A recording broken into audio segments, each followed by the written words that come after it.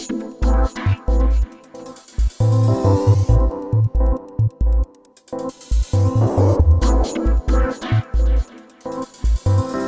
name's Chase Day McCauley, and you're watching AccessTV.org.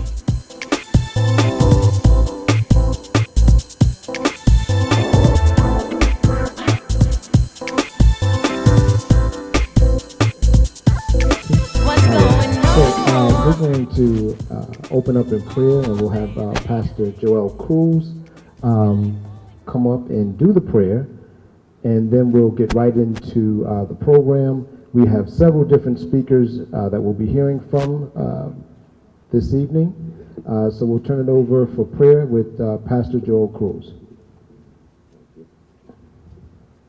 Isn't this building pretty? I wish we did the same for our school education. All right, I'm just here to pray. Let us pray. Father of heaven and earth and Redeemer of life, we gather here today in demonstration of like-minded, dedicated, passionate, and concerned parents, grandparents, caregivers, community members, and advocates rightfully concerned with our city's education. For years, we've been shortchanged. Our children are being shortchanged. And for some of us, it's now our grandchildren being shortchanged with education.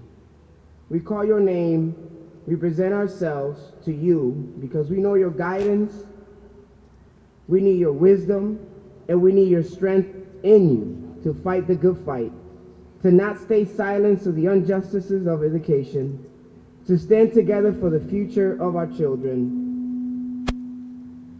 to understand the importance of building a present to carry our future, to speak with knowledge and respect, to advocate effectively, to maintain a spirit in all that we do.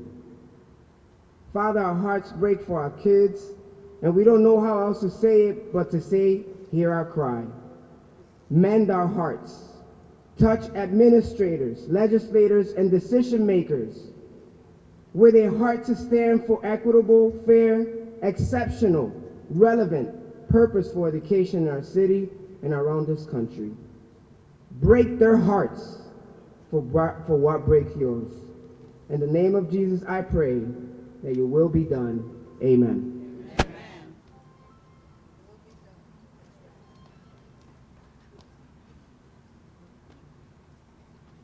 Okay.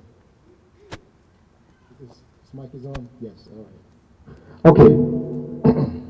Ladies and gentlemen, we're going to get right into our program.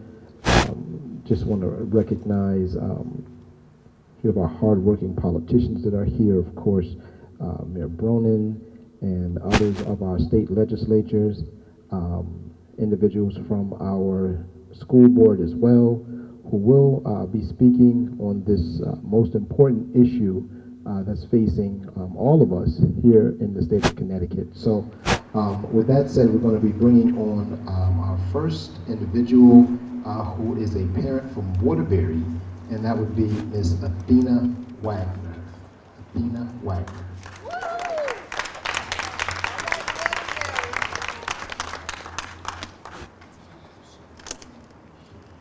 Good afternoon.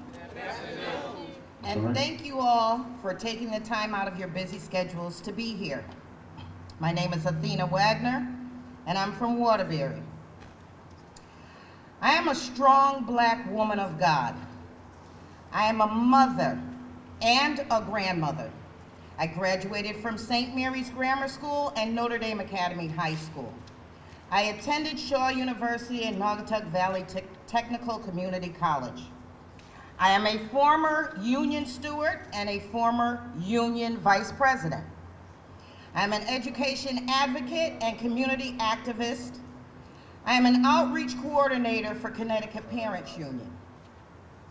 I am hurt, I am angry, and I am unapologetic for calling out the racism for what it is, discriminatory. Thank God for the judge's ruling in the court case of CCJEF versus Rel. He had the integrity and the courage to legally acknowledge the blatant disparities in education funding between urban school districts and affluent suburban school districts. Let us be very clear that this is not any mistake. It is deliberate. However, our children absolutely do matter. Hashtag schools are for kids. There you go. The school to prison pipeline is very real. The prison industry is one of our largest money-making businesses in this country. It is a sin and a shame, not to mention unconstitutional, to deny any children a high-quality education and then to blame them for not becoming productive citizens in society. Do not, and I repeat, do not fall for the divide and conquer tactic of public versus charter out of your sheer desperation, which is induced by the oppressors. All children deserve and have a legal right to a quality education. Between 2008 and 2012, I single-handedly registered approximately 400 voters. About half of them were high school students. I was devastated to learn that some could not write their own signatures in cursive. Bring penmanship back to the curriculum now. We have a generation of youth that cannot proficiently fill out a job application. They cannot pass a military entrance exam.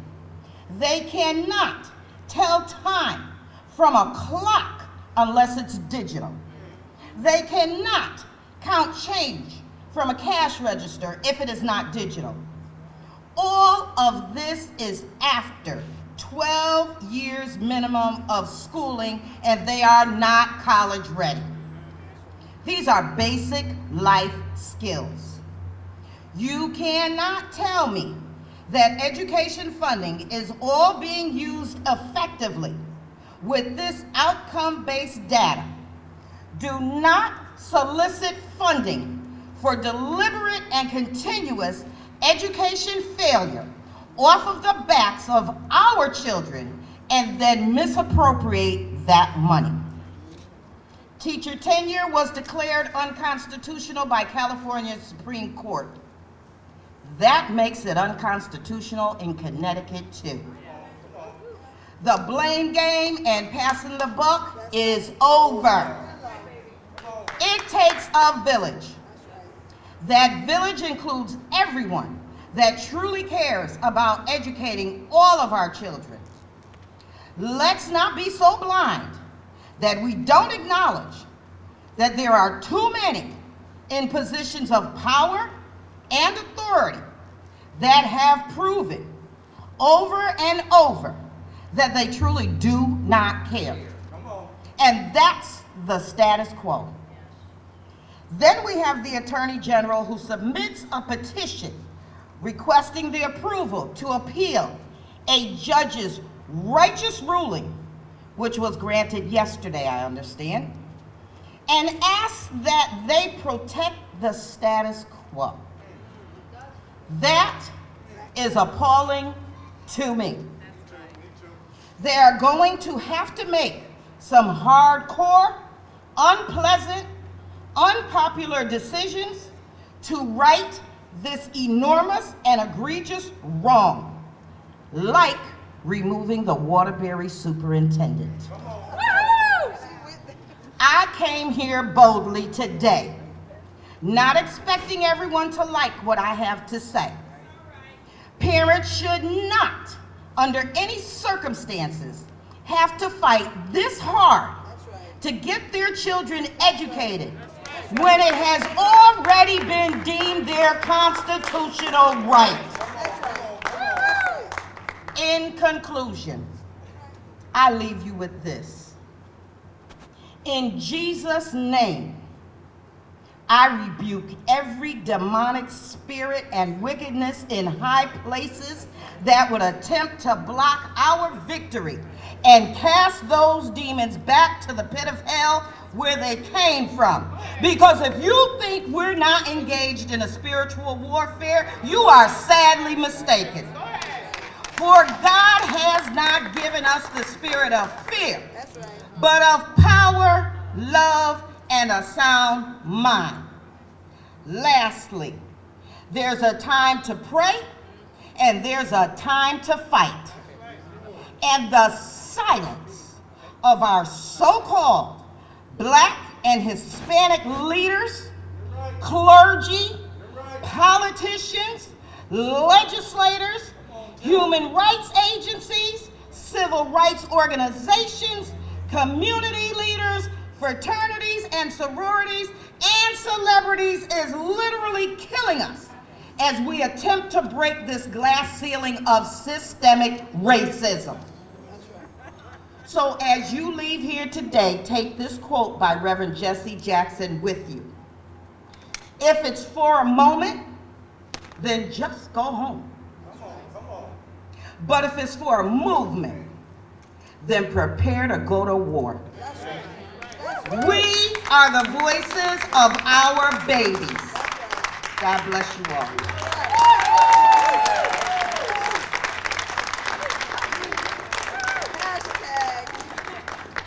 All right. Can we give it up again for Ms. Wagner? I think the helicopter must have dropped her off. Thank you, Ms. Wagner. I do want to say, because we do have some very powerful voices that will be speaking, and we want to hear from them all. What's been allotted for each speaker is about 3 minutes. I'm not going to snatch you off the mic, but I do have to make that known. The next person that will be coming up is our newly elected mayor here in the city of Hartford. Please help me bring on our mayor, Mayor Lou Bronin. Thank you so much, Kelvin Lovejoy. It is an honor to be here with you. I want to thank Blue Hills Civic Association and all of the organizations who brought this group together. And I'm proud to stand up here with City Council President T.J. Clark, Councilwoman Cynthia Jennings, Councilwoman Arjo Winch, our state representatives Brandon McGee, Angel Arce, Matt Ritter, our Board of Education member Craig Stallings, and so many people who give so much of their time and their life to the city of Hartford and to the people of Hartford. You know, when Judge Moukawsher issued his ruling and read his ruling just a short time ago, I think it sent shockwaves through the state. It was a powerful statement. And although it is a broad and sweeping statement, and not everybody may agree with every part of it, one of the reasons it was so powerful is that it contained truths that people have known for a long, long time, that haven't been spoken as eloquently from so strong a place as a superior court in this state's history. And there are parts of that ruling that I don't think anyone can deny. I don't think anyone can deny the fundamental irrationality of some elements of that funding system that we have. I don't think anybody can deny that we have schools in cities like Hartford and New Haven and Bridgeport and Waterbury and New London across this state that are severely underfunded and yet face challenges that are unlike any challenges faced in many of our suburban school districts. You know, I think there's sometimes this myth and this misunderstanding that what's needed is just to spend the same amount of money in every place. If you think that, you're ignoring the realities of our urban centers, the challenges that come with generations of poverty, and poverty has to be part of this conversation. We have to acknowledge and say clearly that we're talking about cities like Hartford where 46% of young people under the age of 18 are growing up under the federal poverty line. That means we have to dedicate more resources to those schools that are serving those kids in that community so that they can break that cycle. It's a moral imperative.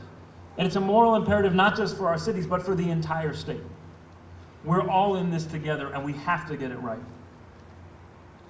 Even as Attorney General George Jepsen files his appeal, this group here appeals to the legislature to not lose the sense of urgency, the sense of moral imperative that that ruling helped to create in this state.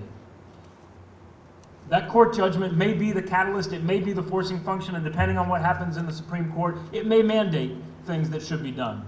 But if it doesn't, we don't need a court judgment to do the right thing. Our legislators have it in their power to do the right thing. They have it in their power to look at the indictment of the funding formula, recognize that it falls far short, recognize the ways in which it just doesn't make sense, and recognize that we have the ability to fix it. We can do that in this building. We appeal to our legislators to use this moment to its fullest, to take this judgment as a challenge, regardless of what the Supreme Court says. And if you do, our pledge is that we will stand behind you 100%. We will be up here and raise our voices for the cause anytime you need. We will credit you with making the change that is long overdue. And I know I may be running up against my 3 minutes, but I want to say one other thing. This is about doing the right thing. It's about doing the right thing for our kids. It's about doing the moral thing for the state of Connecticut. But you know, just today, the governor announced an assistance deal for a large manufacturer in the state, which is a good thing. To keep our manufacturing base, to strengthen it, that matters for the whole state. In recent weeks, we've heard that other manufacturers like Pratt are expanding by 8,000 jobs.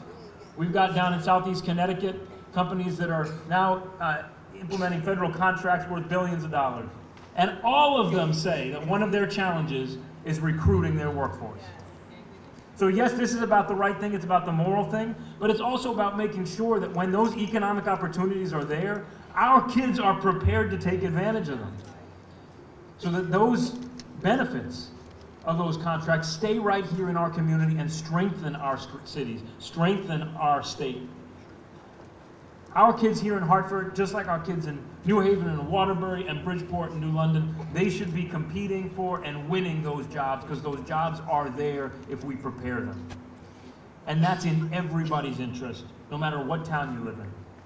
So do the right thing for our kids, do the right thing for our state, do the right thing for our state's economy, and we will be there for you. We appeal to you to not let this moment fade away. Thank you very much for the chance to be here with you.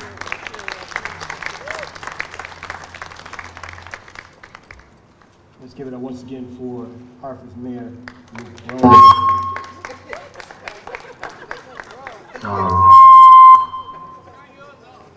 There we go. There we go. Y'all all right? Good. Next, we're actually going to have State Representative Matt Ritter come on. And ladies and gentlemen, please help me bring on Matt Ritter. I'm going to be joined by Representative Bronin and Representative Angel Larson. Thanks to the mayor and the parents for being here. We are legislators, right? So a lot of the comments you've heard are talk to your speak to your legislators. You don't need to speak with us. We understand. We're all Hartford products. We all live in Hartford. We have families we're going to raise in Hartford, or we've raised in Hartford. So we understand the challenges that there are.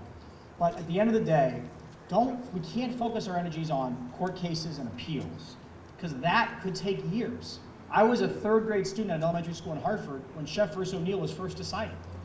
If we focus on appeals and court cases, it's a lot of lost energy and a lot of lost focus. Frankly, the opinion by the judge, I agree with 85% of it. There's parts I don't like.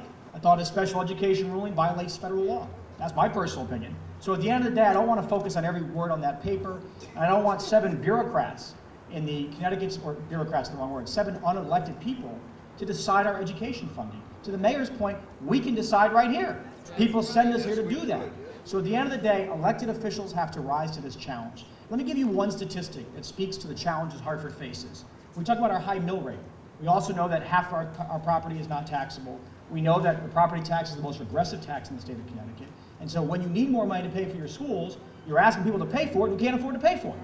So where's the logic in that? And when, at some point, you run out of people you can tax. And that's what's kind of happening to a small city.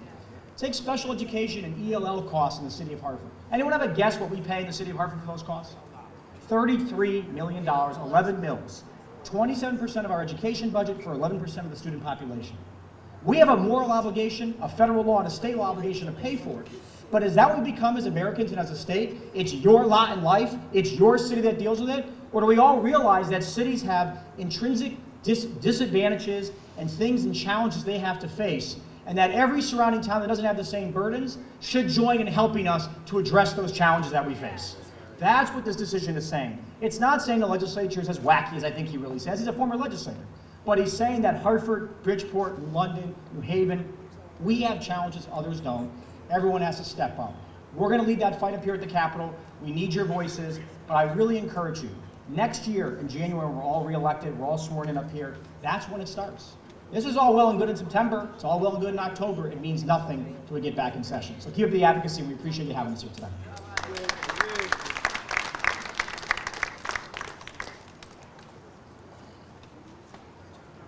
All right. I had to give you that headset. Okay. Next, we're actually going to, we have a student. I'm not sure if she's here. Tanea? Not yet. Okay, all right. So we'll definitely come back for her. Let's continue to move, and we're going to hear from one of our local politicians, and that is Brother T.J. Clark.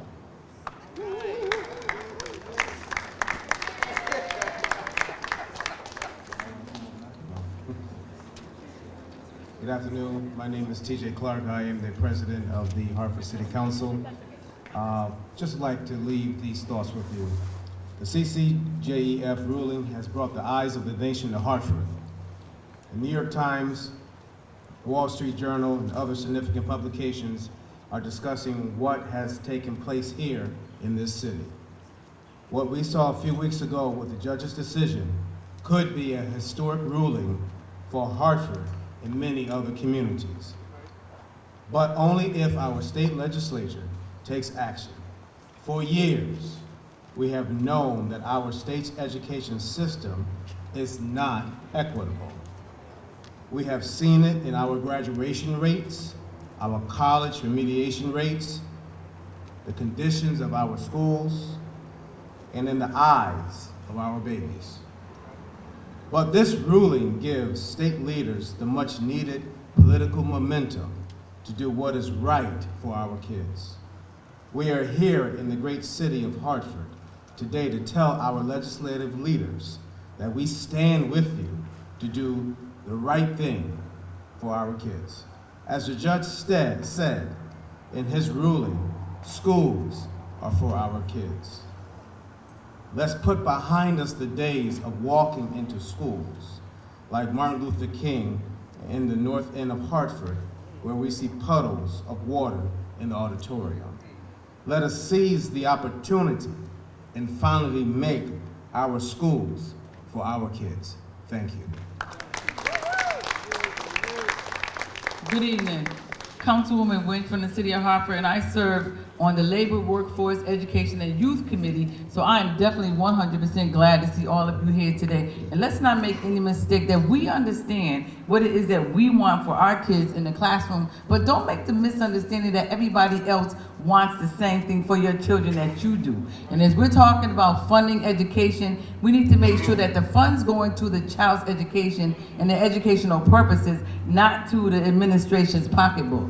Because they're not educating our kids, and we pay way too much money, and we invest too much and work too hard to have our kids to receive substandard education in any city. And if you notice, this is always happening in urban cities and towns. And I'm telling you, this is not by accident. It is definitely systematically on purpose. So you need to ask yourself why. When you send your child into a schoolhouse that is inadequate the day you know you sent them in there, why do you think they're gonna have an adequate education when they leave? It's not gonna happen. So we need to continue to get together with our legislators, continue to make sure that parents' voices are heard. Because these are your children, my children, that we're educating in this system, and we need to make sure that we have a vital part in that education. So don't let the classrooms go without a parent coming to the schoolhouse. Don't let a day go by that somebody isn't going to the superintendent, the chief of staff, the mayor's office, the council office. Come and see us. I'm speaking for the council president here. You know, come and see us,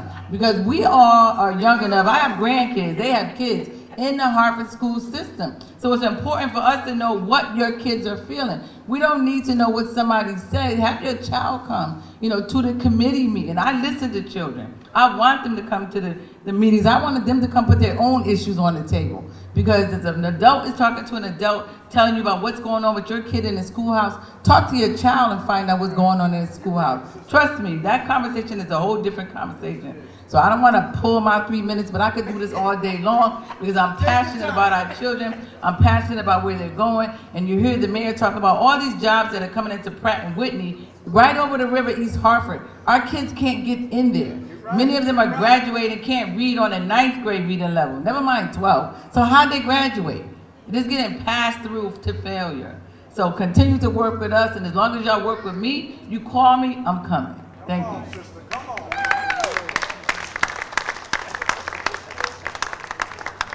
I want to thank my fellow council members for their comments, as well as our fellow elected officials. It is critical that we recognize that what the judge is asking for is a minimally adequate education and public education for all Connecticut's kids. We cannot build that skyscraper over there behind you and starting on the 3rd floor. We have to have a foundation and we have to have a plan. It is critical that parents have well-funded educational initiatives so that they can afford to come into the schools. This money, we're talking about a huge influx of money. And I believe that Councilwoman Winch said that this money cannot just go to salaries. Furthermore, if parents are important in education, the money has to go to parents in order to provide input and resources to our schools. If we have parents in school getting credits for life experience for every hour they spend in the classroom, and we train those parents in classroom management, teaching our children to be mathematicians and other areas that we need to put them in, which includes essay writing and reading comprehension. If we do this, then we will have a situation where our parents are able to teach their children, and we will not have discipline problems in the school. And we will be home growing our own parents to become teachers in this system. They can get 3 years of credits for life experience working in the schools with their children. And when they graduate, when they get out of there, they'll be juniors in college, and then they can go to any school that's around here that would take it. I talk about Springfield College because they give you up to 75 credits of life experience. And that means that they're juniors, and they will then become eligible after 2 more years to go through the certification process to become teachers. And they will have already had all kinds of classroom experience. We must have money to put our parents in the classroom. Our parents love those children, and we must have a reflection of what children must see, that their parents appreciate and love education, and that we are in the system. Right now, our children do not see a reflection of themselves. They don't see their racial division. We don't see African American and Latino men in the classrooms. We must put money aside to put our people in the classroom. Thank you.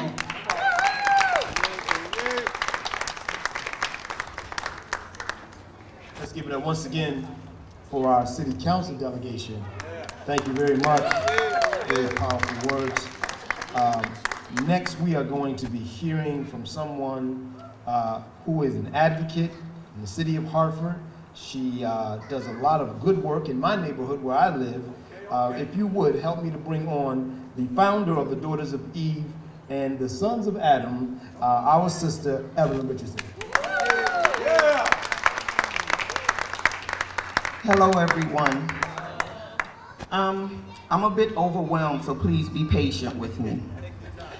First thing I want to do is really just give a shout out, a thank you, a God bless you, we appreciate you to Judge Moukawsher, and I hope I didn't mess up his name. So, I want the judge to know that he does not stand alone on this matter, that there are people who are grateful for him.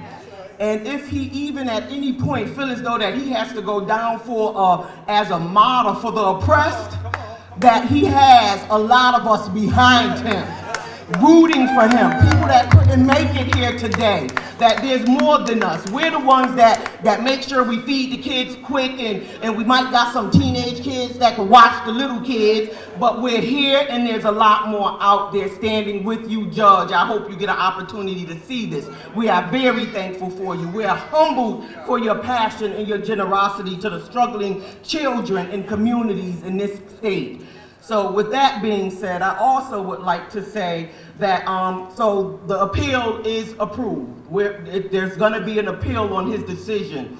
And it hurt me. It hurt me deeply because although there could have been some tweaking to the way he maybe presented what he did, there could have been some tweaking because I'm an aggressive speaker also, so I just kind of think that he might be a little aggressive. So they just don't like aggression. So, you know, yeah, we can tweak some of our words because I struggle with that myself daily. But the fact of the matter is that he is saying that there's an erroneous harm done here. And we need to fix this because there's enough room in this country, in this state, for all of our children to excel academically. That nobody should be falling through the holes or the gaps. So I don't understand, and I'm looking further to find out how I can understand the Attorney General Jepson's decision to appeal it.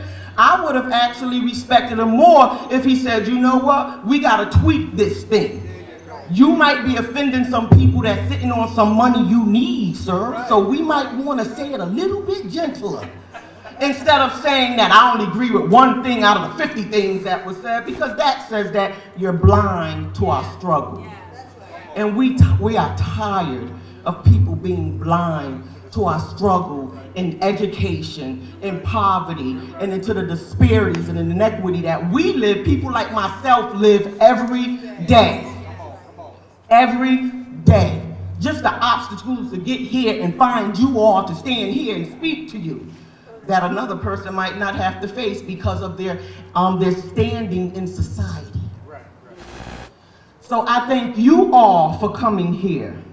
So what I am saying to the Supreme Court, y'all need to get this thing right. I don't care who you gotta talk to or who you gotta push or who you gotta shove even. It may be in my aggressive language, let me say it a little nicer. Who you have to implore to do right by our children. I don't want my children, I'm the mother of 7 children and 10 grandchildren. 5 of them went through college.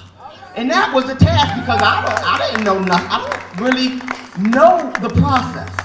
I have 4 of them that went to community colleges, and then I had one child that got a brave soul and spirit, brought me all the way to Hampton, Virginia, didn't know what I was doing, and we prayed her up in there because it wasn't easy, trust me. But we gotta make sure that all of our children at least have an opportunity to compete. And I'm not a competitive person, but I know that it takes a competitive person to make it in this country. And if you don't equip us to be able to compete, I fear for even others' future. Because guess what? Whether you're on the side of the oppressed or you're on the side of the elite, you're gonna have to mesh someday. So you might wanna make sure that everybody is equipped. I would think so, I don't know, but some people call me crazy sometimes, so hey, maybe I'm being crazy today. Thank you all, I won't waste your time another minute. Thank you, Judge Moukawsher, thank you all for showing up. Thank you, parents, thank you, State of Connecticut. Make sure that this appeal does not do damage to what the judge did, but that it just tweaked the areas that need to be tweaked. But the main thing is that our children get the resources that they need to be competitive in this state.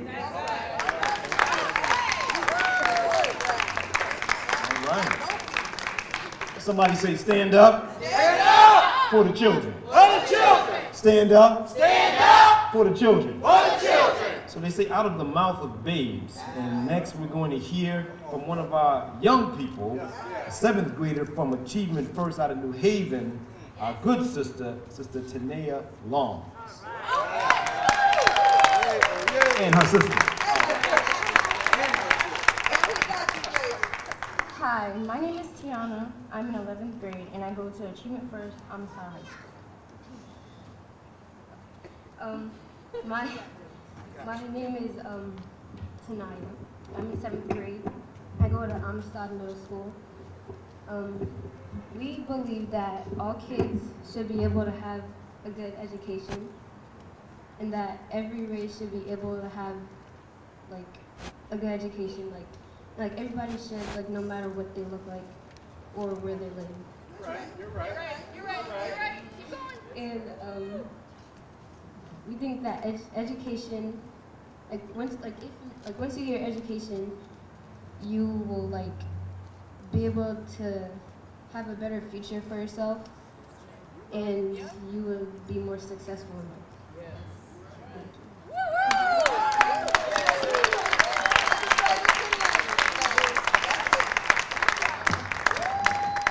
Okay, now we got a bigger hand than that for one of our young people that come up here. It is not easy to do and speak again from the mouth of babes. Is that right? All right. Not easy to get through the educational system in Connecticut, apparently. All right. Well, we're going to make it. Next, we're going to hear from a parent and grandparent who is working hard out on the front lines, advocating for education. Please help me to bring on Sister Michelle Muhammad.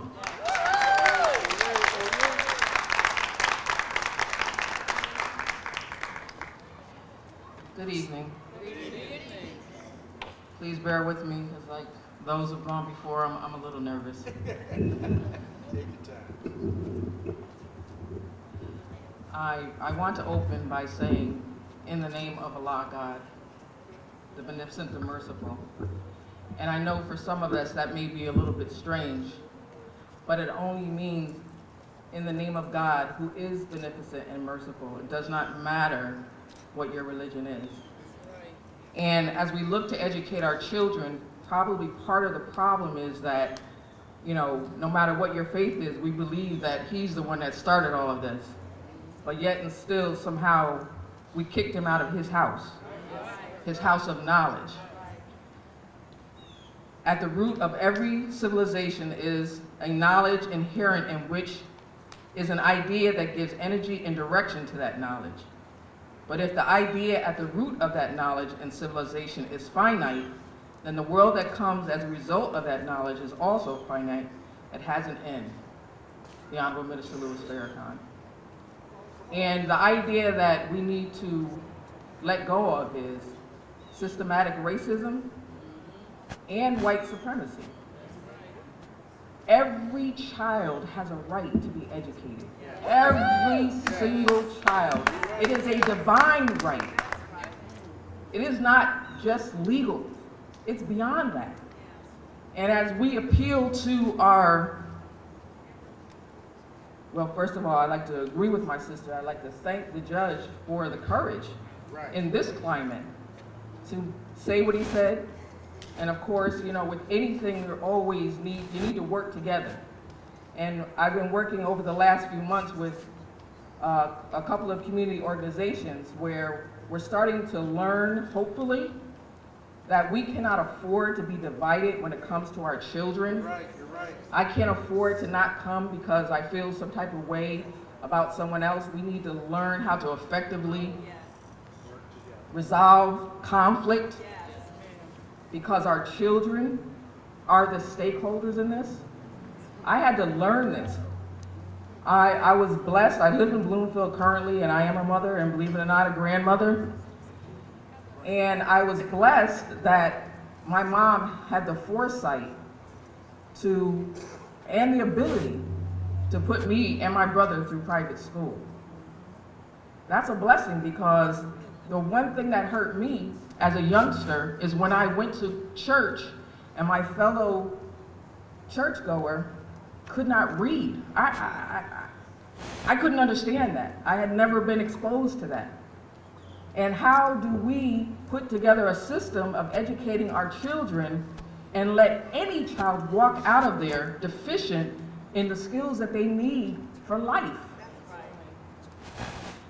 We have ugly where we look at literacy in this country, and not to bore anybody with numbers, I'm not going to do that. I almost got you guys. I was going to. But at the end of the day,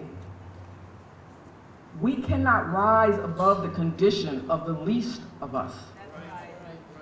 If anyone is not able to live life to their fullest, to be happy, then that ultimately affects all of us. The other piece of that is, in this country, most of us say that we have a faith that we follow. And then as public servants, we put our hand on a scripture to take that office. That scripture is not, or that putting our hand is not just to our constituents. You are putting your hand on that scripture, telling the creator of all of this that you vow to be the type of servant that he's looking for. And we forget, we get caught up in politics. And what's happened is politics has gone into everything, even into education. But what right-thinking person, what person who knows that they have a God who is watching us? Sometimes we forget, but he is watching us. How do you tell him that for whatever reason we want to use, that I feel that this child doesn't deserve what this child is getting? I'm appealing to our legislators who are public servants. Servants, look up the word. It means to serve, not to lord over, not to cut a side deal. You're responsible for serving the people. So for every child that we lose, every child that we put in the pipeline from school to prison, that is blood on your hands. Hear me clearly. When you go home tonight and you go to lay your head down, when you look at the news and for whatever reason you want to look at any child as not being deserving for whatever reason and being equally educated, wherever they end up in their lot in life, it's not just on them. It's on you too. The blood of wherever they end up is on your hands. And we all have to answer to that. So I heard my sister say that it takes a village to raise our children. It truly, truly does. Whatever the issues are that we struggle with to not do that, we need to put them aside, because we have to answer for these gifts that God gave to all of us. Thank you.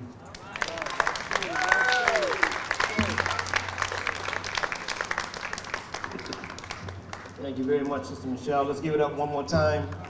Sister Michelle reminded us that our public servants take an oath on the Bible.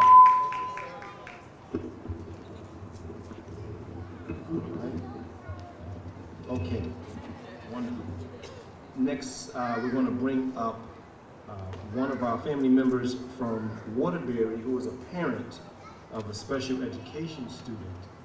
And we heard many things regarding what the judge's decree was, but there was a particular part in there about special education.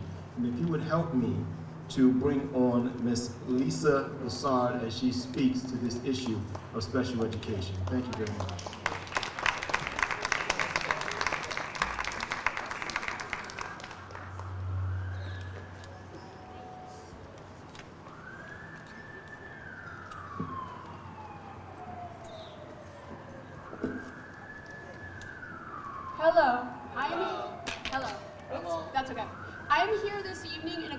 Special educational population, and I just want to let you know, with the gentleman that spoke earlier, when he said he agreed with 85% of what the judge had to say, I believe 100% of what the judge had to say. That's right. Because when it comes to our special educational population here in this state, oh, okay. Oh, that'll work. Thank you. When it comes to our special educational children here in the state, I want to let you know, 90%, I repeat, 90% of this funding that comes for special educational children here in all our cities within the state come from the federal government and the local government and the state government. Only 10% comes from our local municipalities. Let me repeat, 10% comes from our local municipalities. That means us, the taxpayers. Federal and state, 90%. 10%. So maybe this legislator who thinks he knows what he's speaking about needs to dig in, do research, and find out the correct facts before he puts our population down. I'm speaking here today for everybody within regular education and public education, because we are here for each and all children within our school system. We all need to educate our children, each and every one within that school system. Within our special educational department, I'm going to tell you, I basically am a special educational advocate that fights for each and all. And I will tell you, in the city of Waterbury, they arrest first and they ask questions later. They do not do what they need to do for our children, all our children within the districts. I am telling you right now, there is U.S. Department of Education Office of Civil Rights. They fight under 504 and Title II of the American Disabilities Act. And each and every one of you parents out there that have a special educational child have a voice. You need to put a formal complaint in if your child is not getting the special education your child deserves under mandated law, federally or statewide. Statewide, basically, you can go to the U.S. Department for Federal Registry, IDEA, and put a formal complaint in. You don't need an attorney. You don't need anything. You just need a parent that knows the laws, they know what they're doing, and they make sure that the child is going to get the education they need to get. And it's a fight worth fighting, because somebody will tell you, oh no, you can't fight City Hall. Well, I'm telling each and every parent, you can fight City Hall, because I've done it and it will happen. So, basically, I also wanted to mention, when it comes to our legislations, they need to understand, there's a saying, yes, we can. Well, I'm saying, yes, each and every one of us parents, in each and every race, creed, and everything else can make a difference. Because you know what?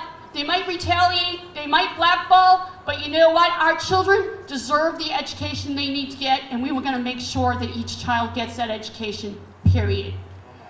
So, basically, I just want to hear from you here in the audience. It's all about accountability. We never see that accountability. We never hear about that accountability.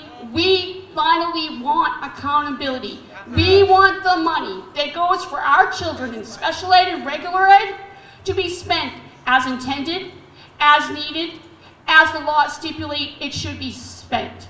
Because I'm going to tell you firsthand, right now under Alliance Grant and Turnaround, and we have said it many times, that money that they're getting, they're not using as intended to be used, and the judge said that within his statement.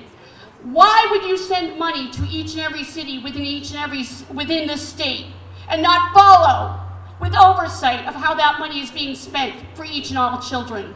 Who cares if we have 20,000 million administrators within this state?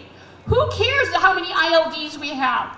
We need to make sure that our children receive the dollar figures that are there, because right now they're not receiving them because they're so busy putting the money where it doesn't go. They're reallocating it, which is a fancy word for what? Stealing from our children, and it's not okay.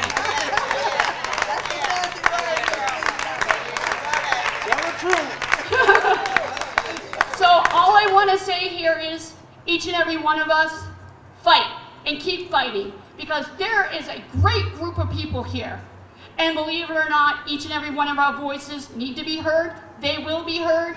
And who cares what people tell you? Keep on fighting, because your voice does make that difference, and it will make that difference. Why? Because yes, we can, and yes, we parents will mandate that make sure it happens. Thank you, and God bless.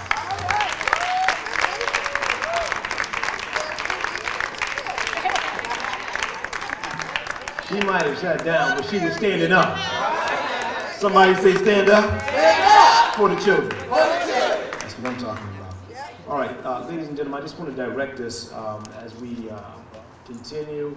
We do have some petitions over here, and we are encouraging everyone before we leave, before we wrap up, that you sign the petitions. This is a moment, is that right? That's going to turn into a movement. Somebody say moment to movement. And so to keep this moving right along, we're going to actually bring on a brother who has been standing up, and he is on the Board of Education. He is a fighter, that's what I'm going to say. And if you've been around here and been to any board meetings, I don't have to tell you who he is, but in case you don't know, please help me bring on our brother, Craig Stahl.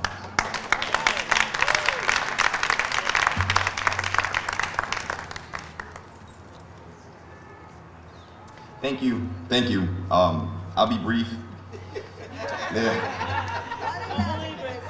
was a lot of people expressing a lot of emotions, and I don't want to get caught up in emotion, because right now I have to, and I want to stick to the facts and address some things. But what I want to acknowledge first, what you were hearing from all the speakers, the parents, the children, the community activists,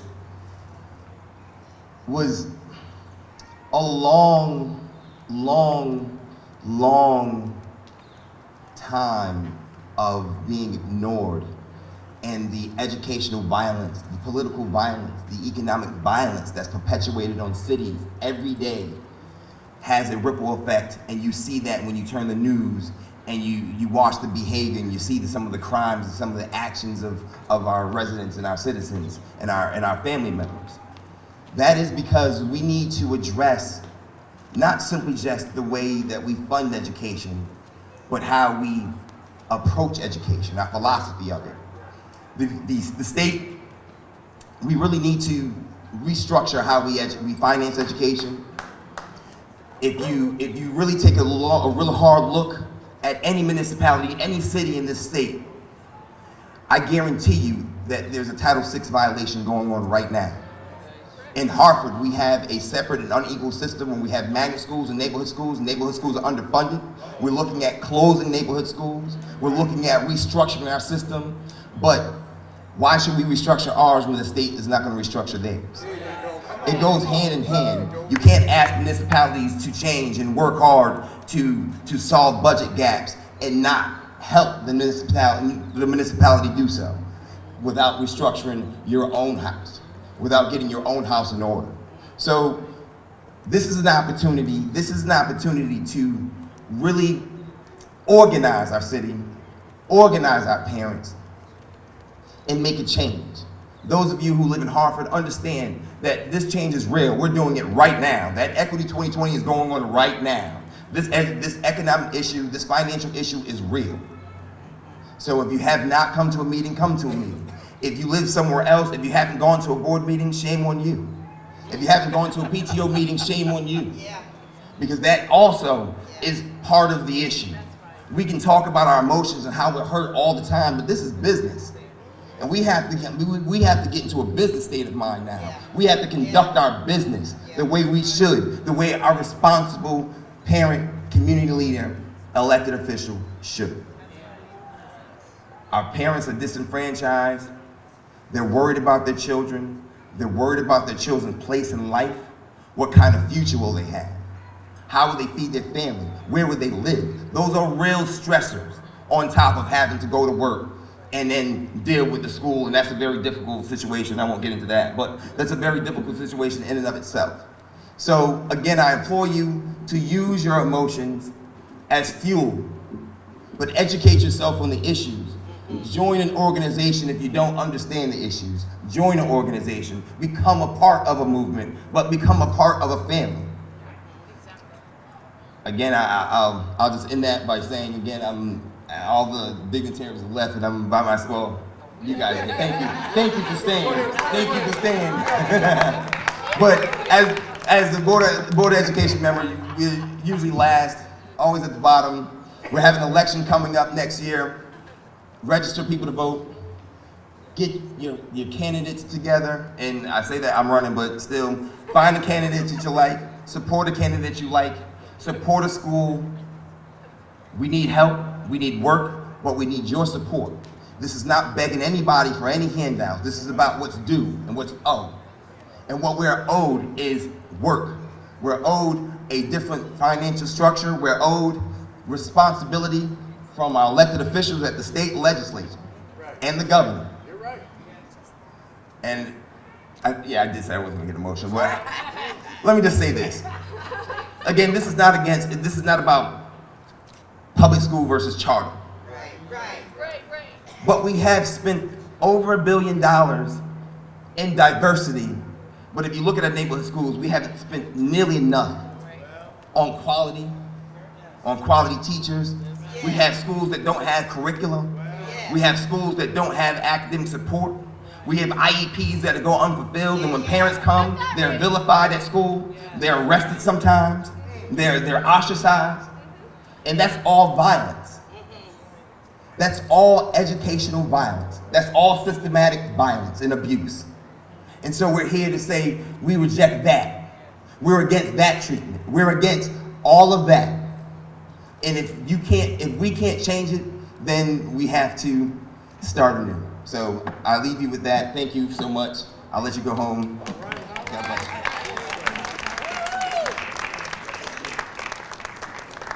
All right, as you see, we're losing our daylight, but the light is shining out here.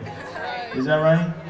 Okay, we're going to hear from a parent as we start to wrap up. If you would please help me bring on Hartford parent Gladys Mercado. Thank you very much.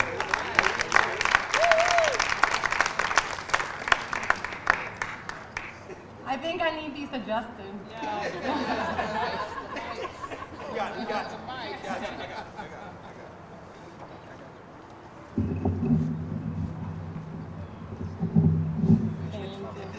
No problem. So my name is Gladys Mercado, and I'm a Hartford resident.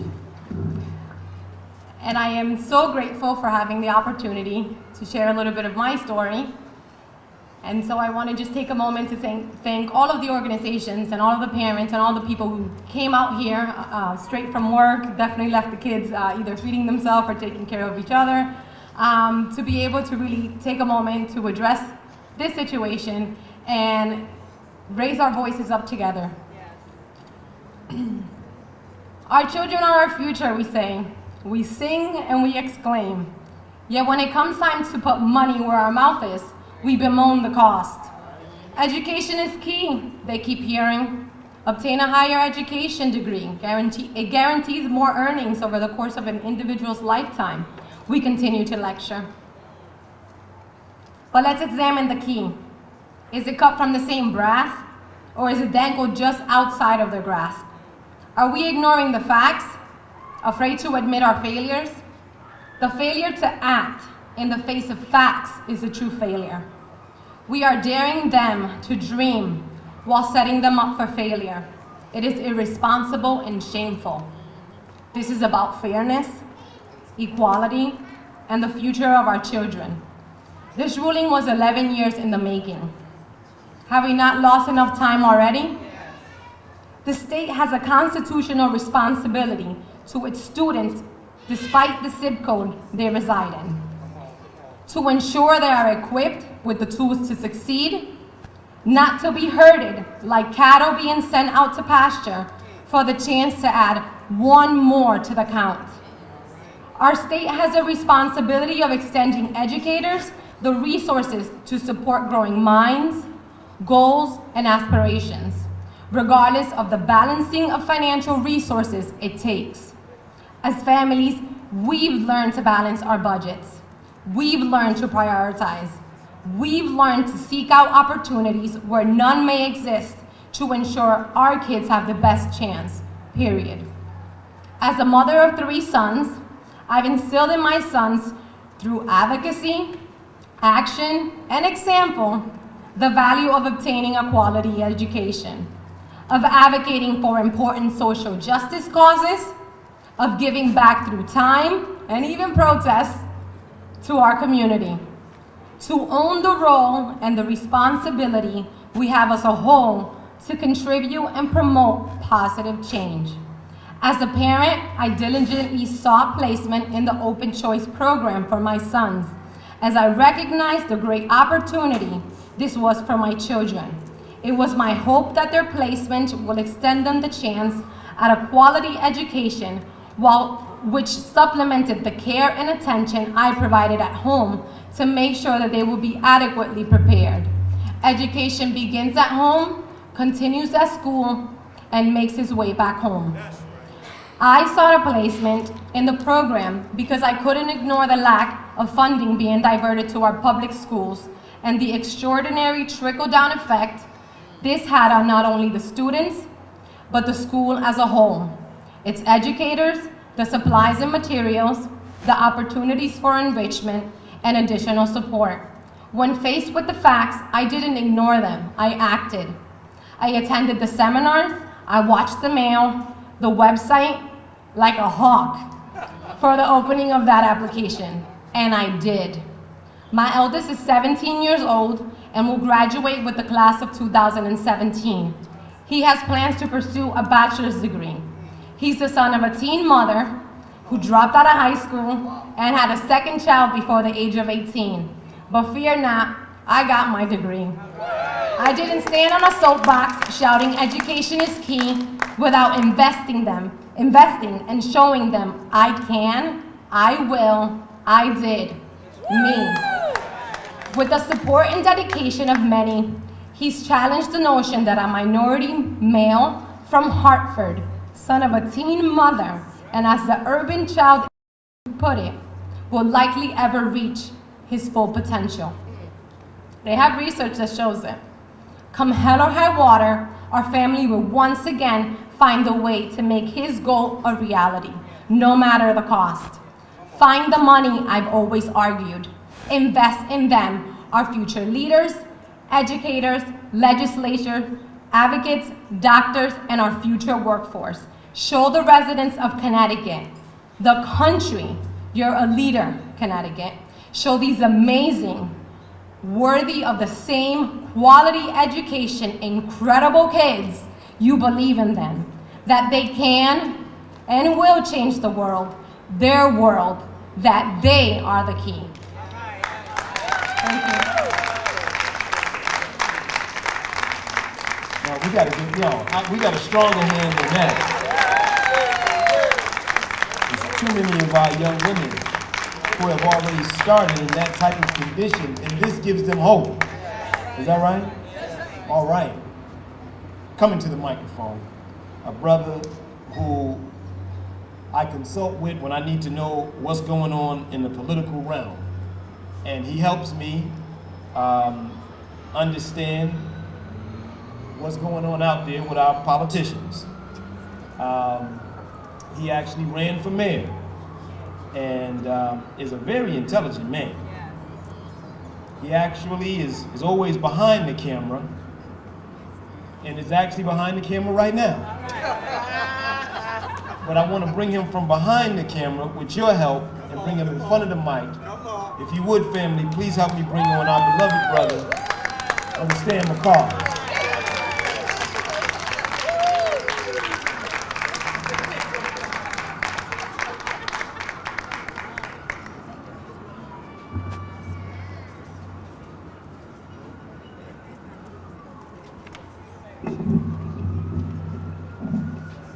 Nice hat.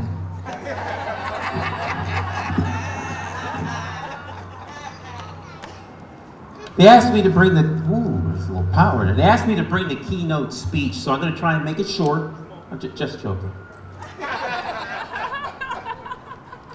I was doing some house cleaning today, and my wife had instructed me to remove some DVDs from the hall. I thought I would go through them first. I haven't removed them, but I did go through them, and I found this. I was on a gag order not to talk about it, but just on this piece of paper here, which was tucked in here. This is the CCJEF, January the 18th, 2006. I was hired to cover this conference. And interestingly enough, we're still talking about it. Because that's how things move. Like icebergs. Slow and steady. Those are the favorite tools of the status quo. Slow and steady. That way nothing changes. See, you have the illusion of change. And the judge had the audacity to point that out. And trust me when I tell you, he's under full-scale attack now. I have so much to talk about, but there's so little time, and the day is drawing to an end. But the Constitution of the state of Connecticut makes it real plain. There shall always be free, public, elementary and secondary schools in the state.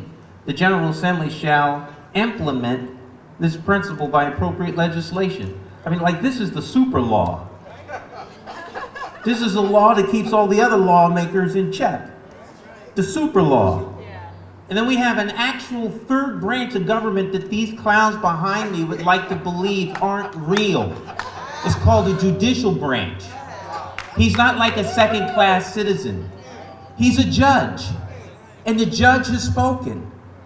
But see, the judicial branch and the executive branch don't like the fact that the judge thinks that they are taking their time implementing something that should have been done out of common sense because the super law says so. Educate the children in the state of Connecticut. If you are a resident in the state of Connecticut, you are constitutionally guaranteed an education. Anyone out there wear glasses? The folk that need corrective glasses, hold your hand up or hold your glasses up. All right, I stumbled upon these at Ocean State. They're perfect for me. You know, maybe the judge stumbled upon this and now he's gotten 20/20 vision as it relates to education. These are the prescription Connecticut needs to get it right. I made some footnotes here because of an article that Keating wrote. And I thought that there were, I need my glasses. The eye doctor is gonna make me equitable. He's got equitable. This is the best example of equity.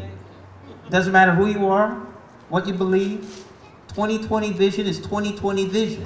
What it takes for you to have is a little different than me. It's a little different than her, but we all get it, right? And it might cost a little more for your glasses than mine. Mine were $3 at Ocean State. How do you say this judge's name? The judge's name. Moukawsher? I'm not sure how he says his name. He's a Yaley, so I'm going to take his cue. Moukawsher? In the Current, this was written on Sunday. They say he's the author of an extraordinary 90-page opinion that seeks to overturn many of the principles and practices that have long defined the American educational system. From the seniority-based method of compensating teachers to the deeply ingrained tradition of local control over schools. The scope and breadth of his ruling went far beyond questions about the fairness of the state's education funding formula, the focus of the lawsuit before him. Another paragraph says here, now with virtually no experience in education and just 3 years on the bench, he has positioned himself as the lone savior of Connecticut's public education. Such condescension.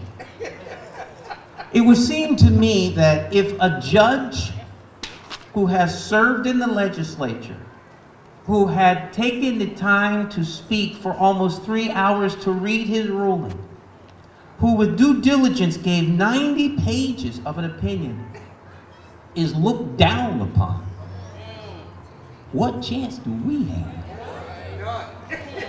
I mean, we're just the common folk. You know, we're the most important person in the government system, the constituent. You see, the Constitution also says that all power of government doesn't rest in them, it rests in us.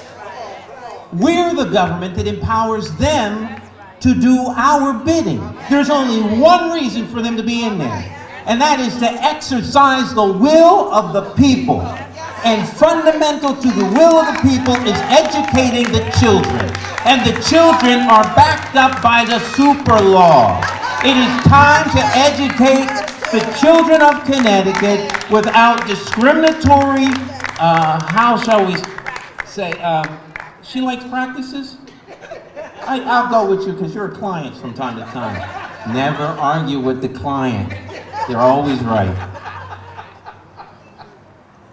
This article has set him up to be torn apart limb from limb.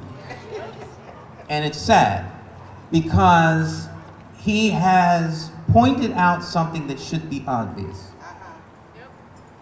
But you know, the name of the game here is power, my friends. Power and control of resources and the distribution thereof. They don't want you to have equal access to the distribution and the resources. It's just that simple. But it takes courage, that's all.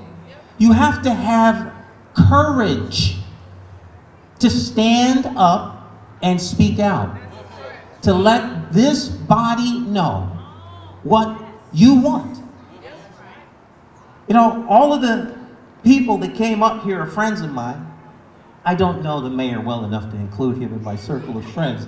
I'm not saying he's not a friend, but all the other politicians are people who are friends of mine. And I like them. They're nice people. But that doesn't mean they're doing their job. Right? Because at the end of the day, and I love you too. You know I love you. I love you too. And she's an Access producer, full disclosure. But I'm not their cause, and I'm not their charity. I'm just a vote. Nothing more, nothing less. Now, they're not my charity or my cause, okay? So, a lot of times politicians' main concern is staying in power. But they're there to serve you. They need you. Sometimes it's not the politicians, the constituent. Maybe we need a better graded constituent, but we can't get a better graded constituent if he or she can't read. You want to know how illiteracy affects you? Because people can't read. They can't even read the name of the person on the ballot. And if 54% of the adults in Hartford can't read, how do you expect them to be able to contribute in a substantive way to the economics of the city? You set them up for failure instead of setting them up for success. And their success is everybody's success. That is why the Brain Trust that put the Constitution together did so by guaranteeing that education would be an integral part of it. In the Constitution of the state of Connecticut is UConn and Yale. Yale's in the Constitution. They're protected under the Constitution of Connecticut. Ladies and gentlemen, have the courage to stand up, have the courage to tell your legislators and elected officials what you want from them, and then tell them, I want to hear you say, yes. How can I make it happen? How can I make what you want happen? Until you hear that, they're not working on your behalf. Be blessed. Let's give a strong hand to Brother Stan McCauley. As we start to wrap this up, family, I'm going to have one of our powerful advocates come on, but I just want to give us a few words to leave with.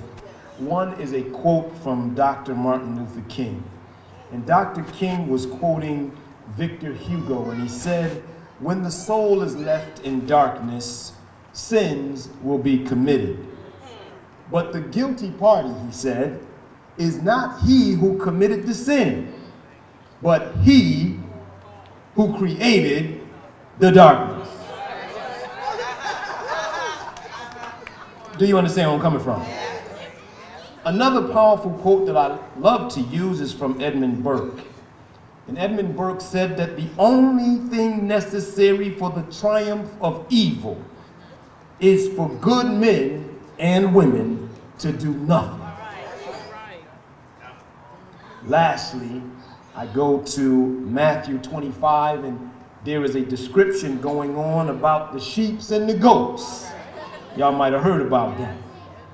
And in one particular part, it talks about the master, and he's saying that you didn't clothe me, and you didn't feed me, and you didn't take me in. And they scratching their head like, Master, when was there a time that we didn't feed you? When there was a time that we didn't clothe you, that we didn't take you in, Lord? And he says to you, truly, I will tell you, whatever you did not do for one of the least of these, you did not do for me. And the children must be thought of first, not a back thought, not a charity, as brother put it so eloquently. The children must be our priority.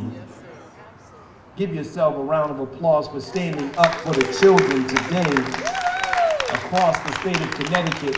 I'm going to ask advocate, hard-working parent organizer, Gwen Samuels, to come on. One round of applause.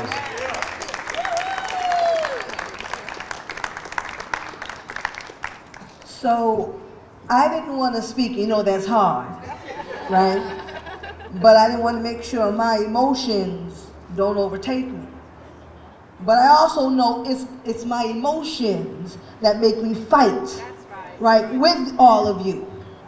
So now we need to talk about the call to action, right? So it's one thing to cheer and shout, but I want us to be very clear of why we are here tonight. Turn around and look at the babies in the grass playing. Look to the left when we had high school students and their parents who caught an Uber from New Haven to get here. So let's talk about what it takes to stand for our babies. So as I listen to lawmakers and I listen to those with all due respect, the Constitution says that we as parents have a right to the upbringing of our children. You understand? So let's be clear of the pronoun. They're our babies. When those babies woke up this morning, they didn't call Malloy. They didn't call any legislator to the left. They didn't call the city councilman. They said, Mommy, my stomach hurt. Mommy, I'm getting ready to go to see the new teacher. Mommy, that baby bullied me. Daddy, guess what they did to me on the bus stop? Right? So let's be clear and understand the order of what power is. Them our babies. And they will continue to do to our babies what we allow them to do to our babies. Let us be clear. And we must provide political covering for this judge because this judge is under attack.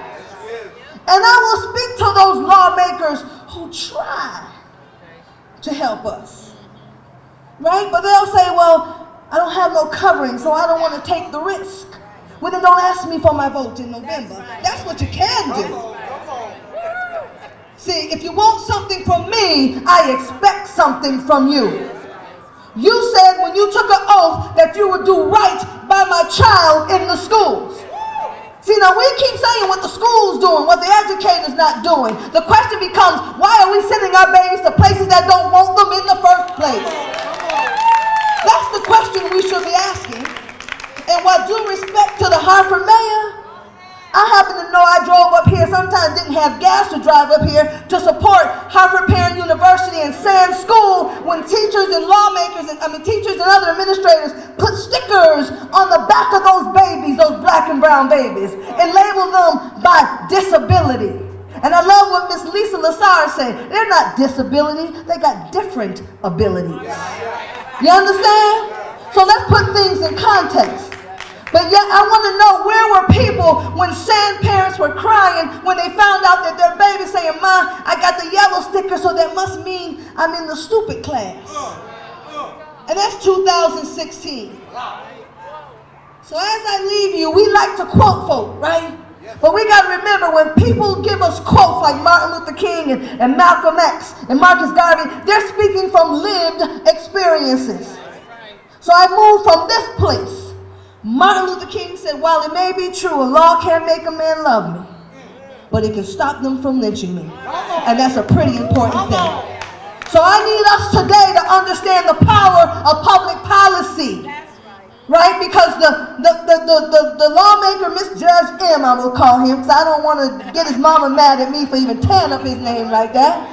But I'm going to say Judge M was speaking from a place that actually the Supreme Court ruled in 2010. If you remember CCJEF, there was another ruling before that said you must provide an adequate education, and he defined what adequacy was, meaning you must provide the type of education that our children can have a fair chance at life, be able to get a job, fill out an application. Now, we didn't say life was fair. We just said we need a fair chance at it. Right? So as I close, I want to close with this. In 1954, we like to quote the civil rights movement because it makes us feel good. And they only mention Martin and Rosa, right? Rosa Parks. But remember, in 1954, the Supreme Court ruled that separate and equal was unconstitutional. Now, if separate and equal is unconstitutional, what do you think separate and unequal is? Let us be clear. Let me repeat this for Connecticut. If separate and equal is unconstitutional, then we must know for sure that separate and unequal is unconstitutional. So we must stand for what we know to be true. That we have, under the 14th Amendment right, we have equal protections, meaning our babies are constituents too. So the next time you speak to the lawmaker and they just say parents, I say, look, I'm here just to support our babies. They're the ones that we send in those classrooms every day, in those hallways every day, right? So we have an obligation to make sure that experience is safe. And I'm gonna tell you about parent choice. As long as these hips ain't went down since I had these babies, I have the right to choose what's best for me. I got the Fitbit on and everything, y'all, and it's still not acting right around here. But as long as I gave birth, and even if you're a foster parent, or you're a grandparent, or you're an adopted parent, those babies expect you to protect them. So we are here today to protect them. And as I close, I didn't want to say this, but I have to say it. Right? I lost my son 6 months ago in a fatal car accident. He died instantly. He just turned. No one's fault, they say he lost control. But my son, that same son, was a high school dropout. So I've been writing this book for a minute, and I would love to get to it, but Connecticut don't seem to act right, so I got to stay on the internet to see what they doing. I can't even finish my book because of them. But I interviewed my son before he passed, and I asked him, but why did you drop out? Right? Because every day as parents, we will make mistakes, but at the end of the day, we must protect them. And my son said to me, now mind you, he's 24. So it means he was under the time when this was applied, was CJEF. He said because the teachers didn't understand me, and they allowed me to be bullied. But he also said, Mama, you weren't there either like you are now. Right? I was 25 when I had him. And I said to him, I couldn't give you what I didn't know, but I know now. And your babies are my babies. You understand? And we are the village, and it can't be just in slogan and in deed. Either we're going to be for our babies or not. So as we close, here's the next step. The appeals, I've been speaking to lawyers, because contrary to what those lawmakers says, we ain't dependent on judges. I'm not depending on you. Because if you were doing what you were supposed to be, this judge couldn't have said what he said. So we give a shout out to the judge for sticking up for our babies. And that young lady, this beautiful young lady with deciding schools are for kids, that's what schools are for. So the hashtag we're going to be using when you're on social media, because we are starting a movement. And I want us to be very clear. We have to be resolved in our parents that we will never negotiate when it comes to our baby's safety and well-being. And at the point you want to negotiate, then just reach out to a neighbor so we can give you some covering. But don't leave your babies to the hands of folk who don't even see your babies as human beings. So if we're going to keep it real tonight, we're going to keep it real tonight. So right now, they're going to be preparing a brief. So the Connecticut Parents Union, and y'all give a shout out for Athena Wagner. She ain't no joke this morning. She was in, I watched the X-Men. She was in total beast mode. Y'all remember X-Men, the beast mode? That's what she was. but she's our outreach coordinator, and we are talking to lawyers. You understand? Because when the state submits their brief, we will be filing an amicus brief, and that is friends of the court. You understand? You're not going to just say what you want about our babies, and you will not control our narrative. You understand? Because whoever controls your story controls your outcome. Whoever controls your story will control what happens in your community. And it's our babies, our choice. And if they ain't got a heaven and hell to put me in, and if they ain't turning water into wine, and if they ain't walked on water yet, then don't come telling me you coming to be Captain Saber-Black child. Not today. Not today. Right? So I spoke to Miss Evelyn. So I'm on Twitter at Real Talk. I'm Real Talk Gwen Sam, and y'all can see, y'all can believe that's what it is, right? Real Talk Gwen S. The Connecticut Parents Union is preparing to counter whatever they put in court. You better believe we gonna be on their doorsteps. Right? So we're gonna need your stories. This judge ain't gonna wanna hear from not an ed reformer. This judge don't need to hear from choice folk. They need to hear from you, because them your babies in the classroom, them our babies. So we will need to hear your stories, right? Special education. If the school working for you. If the school working for you, that's fine. Tell that story too. But if it's not, we have to show that what this judge said was the truth. And we can do that in a court. And last but not least, the legislative session starts in January. Know that this is on the agenda. Even though you don't see it on the calendar, know that it's on the agenda. And we need to be preparing what we're going to say, and we're going to be organized, and we're going to be on one accord. But understand this, they know when we've been there, when we get there, they know we've been there. And I need you to talk to neighbors, and you talk to grandparents, and talk to parents in shelters. Don't forget, DCF a parent too, you know. They quick to take our babies. So they better be on the conversation line too, protecting those babies in the system too. So again, I thank you for this opportunity. I thank you to Achieve Hartford. We have Paul Holzer, the Blue Hills Civic Association, ConCan, Hartford Parents University for coming together. But just know, this is only phase one.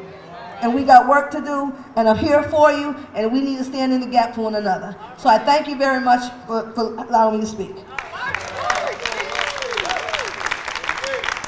Let's give a big hand, Sister Gwen Sanders, as we start to close out. Can y'all do one last quote? Good, then we're gonna close it out. This is a quote, and it strikes right to the heart. He who gives you the diameter of your knowledge prescribes the circumference of your activity. And so, family, we, the village, we, the people, we, men and women, have to be the ones that stand up for our babies. If a man will not treat you right, what in the hell you think he gonna teach you right? Is that right? So it is time for us to do what must be done. Let's organize. I hope that your name is on the petition. We should have thousands upon thousands of names, because it's going on in Hartford. It's going on in Waterbury. It's going on in New Haven. It's going on in Bridgeport. It's going on in poor little neighborhoods around Connecticut that I can't even pronounce the name in. But I'll tell you that as a father, and we need more fathers, but we're gonna give it up for the mothers that are here, because she has been holding it down for too long. Is that right? And so as we stand up as a family, and I see that my family is here, my wife and my son, who is a 13-year-old, and I believe he's getting a good education at home. Let's just make it plain. And then we send him to school. Is that right? But hopefully he'll be coming back to his community to help raise up our community. Yes, sir. Yes, sir. We have work to do. I thank you, and I look forward to working with you. This is just a moment that's going to turn into a movement. Somebody say moment and movement. Thank you very much. Yes, a quick announcement. All right, so we have the sign-ups. I have one myself. If you need pens, we have pens also. All right? But it very plainly says, tell your state legislatures, all right, to take action on the CCJEF court decision. Put your name on the dotted line. Thank you, family. Right over here at this table, wave your hand, Ms. Lourdes. All right, let's get signed up. What's really going on? Oh, babe. What's going on? Oh, baby. What's really going on? Oh, babe.